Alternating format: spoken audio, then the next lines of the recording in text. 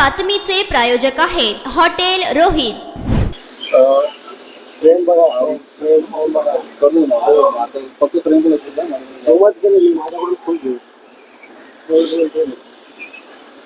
राऊसाहेब, काल मंत्री जयकुमार गोरे यांच्या विरोधात तुम्ही काही प्रकरण सांगितलं आणि टीकाही केली. तुमच्यावर आणि जे टीका करणारे आहेत अशांवर त्यांनी हक्कभंग आणलेला आहे आणि त्यांचं असं म्हणणं आहे की हे प्रकरण 2017चं आहे. न्यायालयात या प्रकरणात त्यांना निर्दोष सोडण्यात आलेला आहे. महाराष्ट्रात 2 विषय कालपासून चर्चेत आहेत आणि अस्वस्थ करणारे. पहिला विषय, भारतीय जनता पक्षाचे नेते, राष्ट्रीय स्वयंसेवक संघाचे नेते भैयाजी जोशी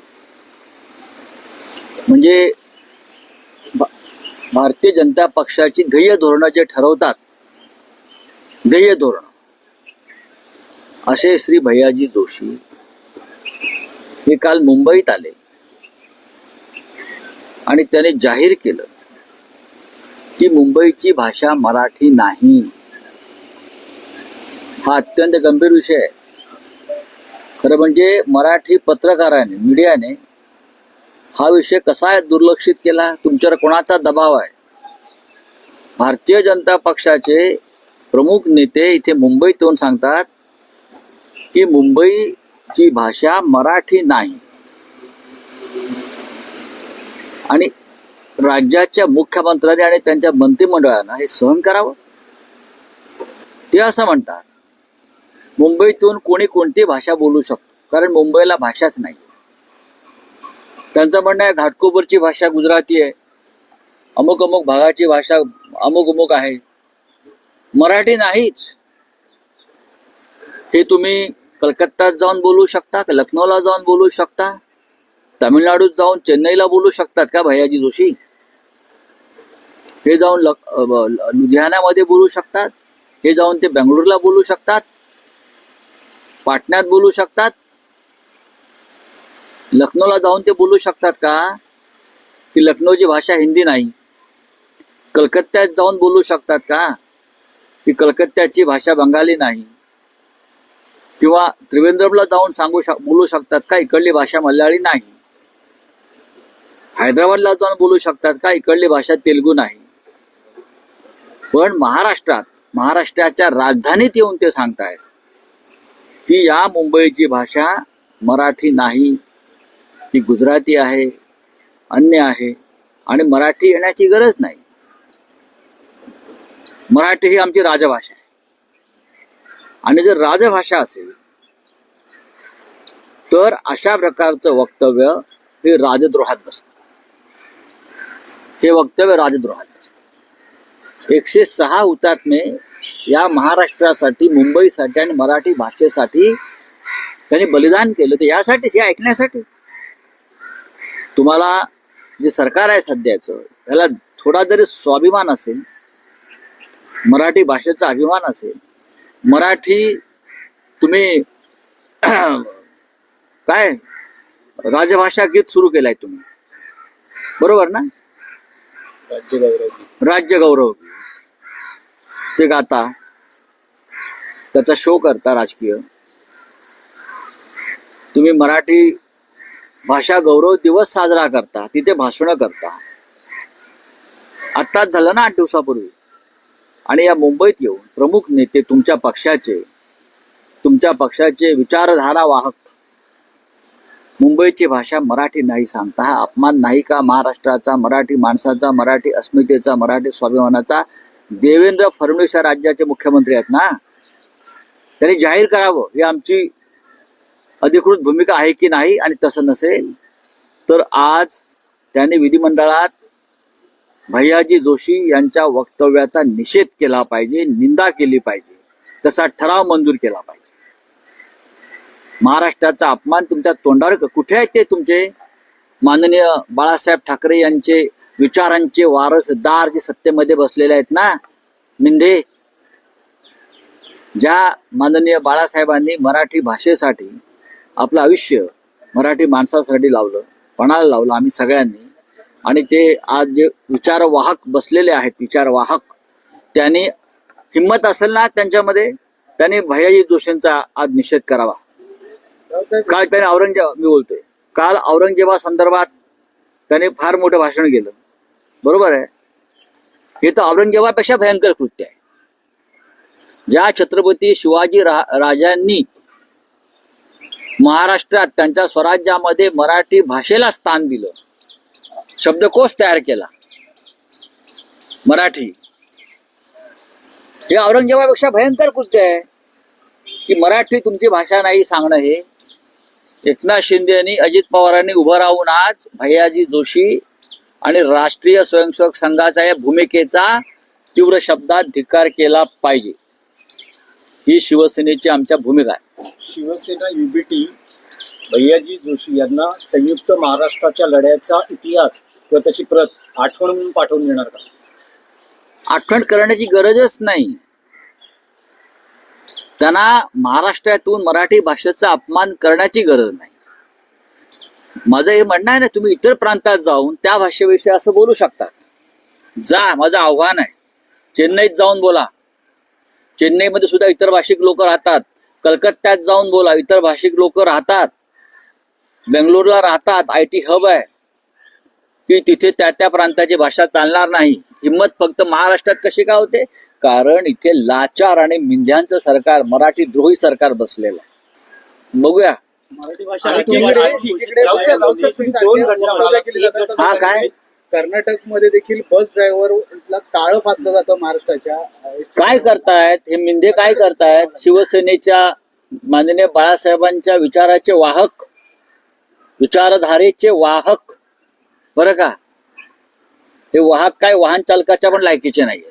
राऊत साहेब, तुम्ही दोन घटना म्हणालेला, एक तर भैयाजी जोशींचं प्रकरण. भैयाजी जोशींच्या संदर्भात महाराष्ट्राच्या विधानसभेला या राज्य सरकारला निंदा ठराव आणून त्यांचा धिक्कार करावाच लागेल. नाहीतर तुम्ही मराठी आईचं दूध प्यायलेले नाहीत. नाहीतर तुम्ही मराठी आईचं दूध प्यायलेले नाहीत. तुमच्या दुधात भेसळ आहे आणि तुमच्या जन्मात भेसळ आहे. शिवसेना माननीय उद्धव ठाकरे साहेबांची हे सहन नाही करणार. आमचं रक्त खवळलंय कालपासून. कसं काय येऊन तुम्ही बोलू शकता?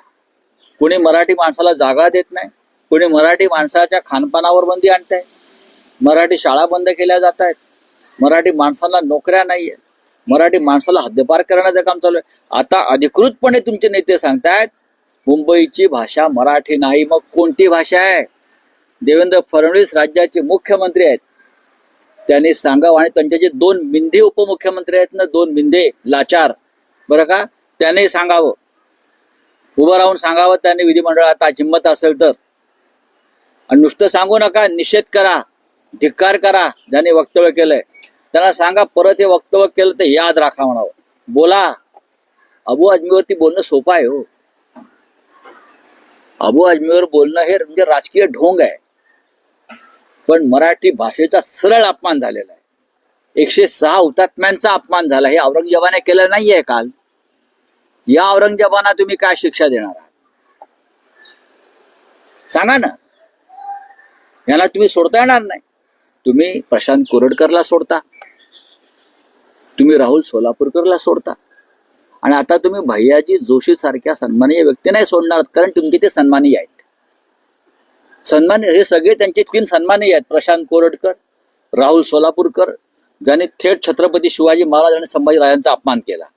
आणि आता इथे छत्रपती शिवाजी महाराजांनी स्थापन केलेल्या या महाराष्ट्र राज्याच्या मराठी भाषेचा अपमान भारतीय जनता पक्ष आणि राष्ट्रीय स्वयंसेवक संघाचे प्रमुख नेते करतायत. आणि हे लाचार सगळे सरकारमधले खाली मान घालून बसलेले आहेत. हे कौरव आहेत. अभि बोलूया आता. हा दुसरा विषय. जयकुमार गोरे यांनी जयकुमार गोरेने हक्कभंग आणावा, जरूर आणावा. कोणावरती आणणार आहेत ते हक्कभंग? त्या महिलेवर, ज्या महिलेचा त्यांनी छळ केला, विनयभंग केला, तिला ज्या पद्धतीची छायाचित्र पाठवून अपमान केला असेल किंवा एक प्रकारे स्वारगेट प्रकरण वेगळ्या पद्धतीने करण्याचा प्रयत्न केला असेल. कोर्टात निर्दोष विरुद्ध सुटलाय. तुम्ही कोणाला सांगता? ऑर्डर आमच्याकडे पण आहे. तुम्ही तुरुंगात पण गेला. तरी तुम्हाला देवेंद्र फडणवीस यांनी कसं काय मंत्रिमंडळात घेतलं या प्रकरणाचं गांभीर्य लक्षात न घेता. आणि इतकं करून सुद्धा आता मंत्री झाल्या होत्या आपण पुन्हा त्या महिलेला त्रास देताय, छळ करताय, अशी त्या महिलेची नवी तक्रार राज्यपालांकडे. आणि 17 मार्च पासून ती अबला, ती महिला उपोषणाला बसते आणि आंदोलन करते आझाद मैदान आणि विधान भवनासमोर. मग तुम्ही हक्कभंग त्या महिलेविरुद्ध आणताय, कोणाविरुद्ध आणताय? पाहूया ना, आणा ना, बघतो ना. मग मी हे छोटे किरीट सोमय्या आहेत, ज्युनियर किरीट सोमय्या आहेत. नागडे फोटो स्वतःचे पाठवायचे, काढायचे, व्हिडिओ करायचे.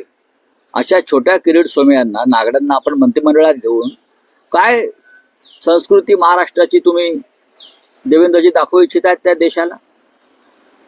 तुम्ही आमच्यावरती हल्ले करता, विरोधकांवर हल्ले करता. आधी स्वतःकडे बघा, खाली वाकून पहा. तुम्ही जयकुमार गोरे यांचा राजीनामा घ्यायला हवा तात्काळ. त्या महिलेशी माझं बोलणं झालं, ती महिला म्हणते मी आत्महत्या करेन. ती महिला म्हणते जर मला या छळातून मला मुक्त नाही केलं. त्या महिलेचं म्हणणं आहे की मी एक सुसंस्कृत खानदानी स्त्री आहे. त्या महिलेचं म्हणणं आहे की मी कुटुंबवत्सल स्त्री आहे. त्या महिलेचं म्हणणं आहे की हा माणूस माझ्या मागे हात धुवून लागलेला आहे. त्या महिलेचं म्हणणं आहे की मला अशा प्रकारे रात्री अपरात्री हा माणूस त्रास देतो, फोन करून, फोटो पाठवून. माझं जगणं मुश्किल झालंय आणि मला आत्महत्या करावी लागेल, ती महिला म्हणते. मग काय करावं?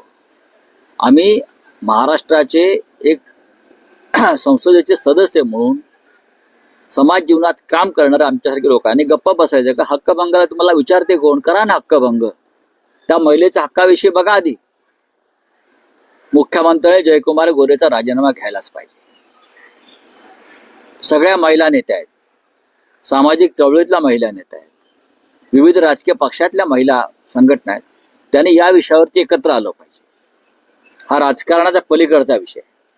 राऊत साहेब, राहुल गांधी आज मुंबई दौऱ्यावर आहेत. धारावीमध्ये ते और क्या आपका? प्रकल्पांना भेट- राऊत साहेब, राऊत साहेब, प्रकरणात अद्यापही पोलिसांनी कोण? कारवाई करण्यात आलेली नाहीये.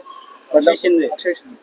हिंदी में कुछ है क्या? सर, खातं कळत नसेल तर मराठी भाषा ही मुंबई की नहीं काल गुलाबराव पाटील विधिमंडळात मैं हिंदी में बोल रहा हूँ.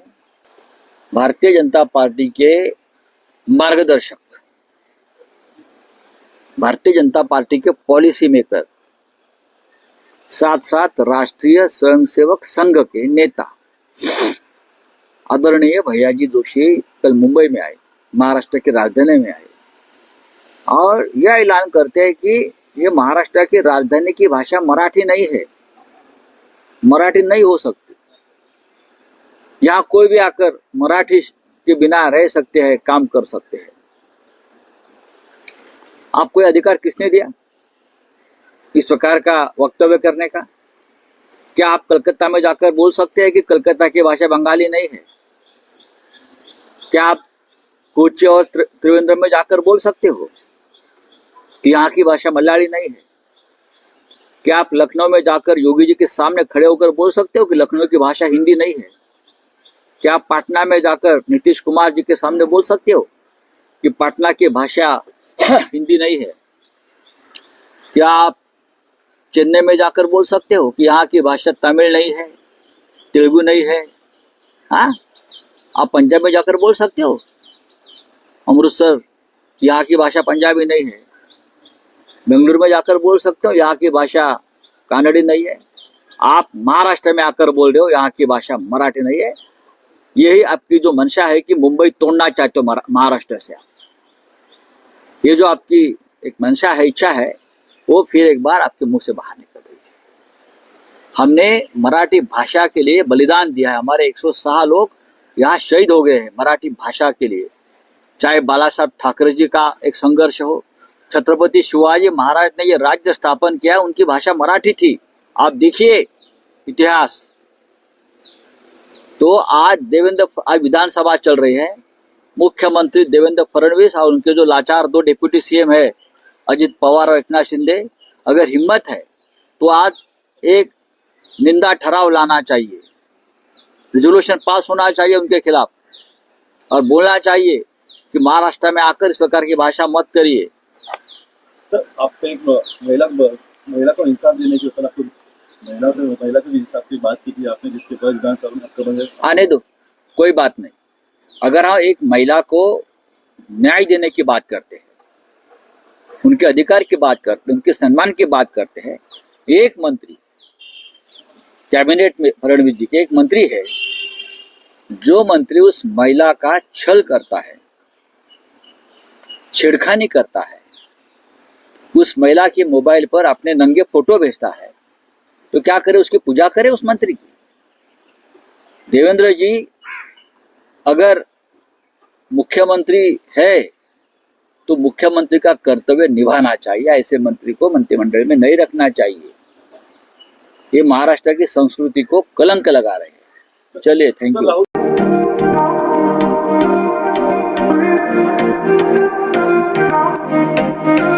सोलापुरात व्हेज नॉन व्हेज जेवण मिळण्याचं एकमेव ठिकाण हॉटेल रोहित। चवीला टेस्ट हॉटेल रोहितचे जेवण बेस्ट। बर्थडे पार्टी, कार्यक्रम, विविध पार्टींचे ऑर्डर्स ही स्वीकारले जातील। ग्राहकांसाठी खास पार्सलची सोय। आमचा पत्ता हॉटेल रोहित, दास रस्ता opposite Kaligar petrol pump, Solapur.